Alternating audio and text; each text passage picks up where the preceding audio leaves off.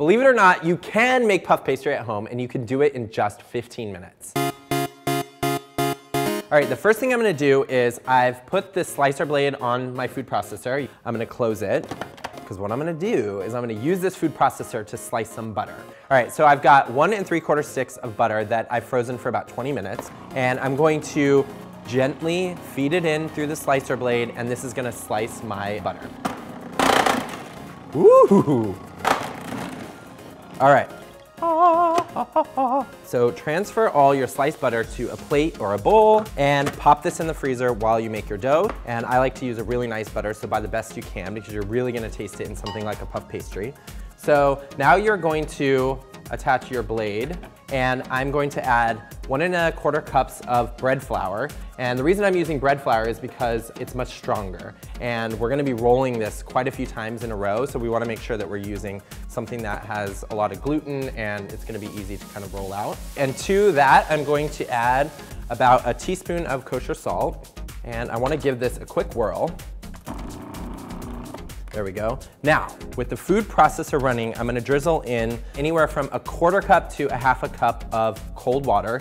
And what you're looking for is the dough just to kind of collect itself and become a mass. And I'm going to dump it right onto a floured work surface. So the first thing I'm gonna do is I'm gonna roll this out, and I kinda wanna get it as thin as possible in kind of a long rectangle or an oval. Traditionally, when you make puff pastry, you start with your dough and then you take this huge block of butter and you put it in the middle. Then you wrap it up in the dough and then you roll it out and then you fold it, then you chill it, then you take it out, you roll it out, you fold it up, you chill it, you take it out, you roll it out, you fold it up, and you do that a total of 6 times. In this case, I'm doing kind of a cheater version. So I'm rolling my dough out to start, and then rather than starting with a really big block of butter, I'm starting with pre-sliced butter to kind of, get a jump start on the layers. And you just kind of want it maybe less than 1/4 inch thick. All right, so then take all your little slices of butter and just place them all over your dough. And this is gonna look like a ton, but believe it or not, this is what's in puff pastry, and this is what gives it those beautiful layers. And if it gets to the point where you feel like the butter is starting to get too warm, just pop it in the freezer. But as long as you work quickly, it shouldn't be a problem. Now what you're gonna do is you're going to start with the short end that's kind of facing you, and you're gonna fold it over. What you wanna do is make sure there's not too much flour on the inside of the dough. So I'm gonna take a pastry brush here and just brush this off. I'm gonna fold it over. I'm gonna brush it again. And what this is doing is creating all of the layers of a laminated dough, which is what puff pastry is. All in all, we have about 5 layers here. And now we're gonna keep rolling.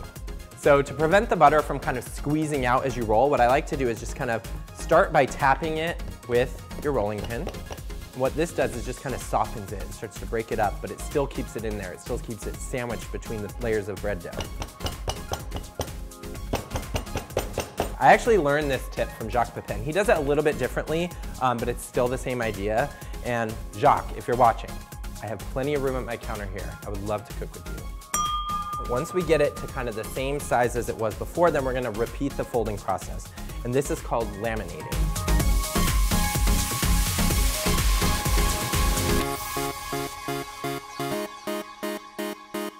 Once again. And what you'll notice is by your 3rd roll, the dough is a little tougher because we've worked so much of the gluten, but that's fine because once you're done with the dough, you're gonna pop it in the refrigerator to chill. Whew, this is a workout, a 15-minute workout. 2, 3, and 4. And just like that, in less than 15 minutes, I made an entire pound of puff pastry.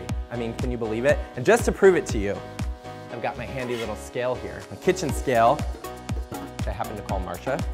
Check this out. Put it right on top. Is it a pound? It's a pound! Whether you are making tarts, whether you're making turnovers, or even chicken pot pie, this pastry will save you in a pinch. So let us know your favorite ways of using puff pastry at home.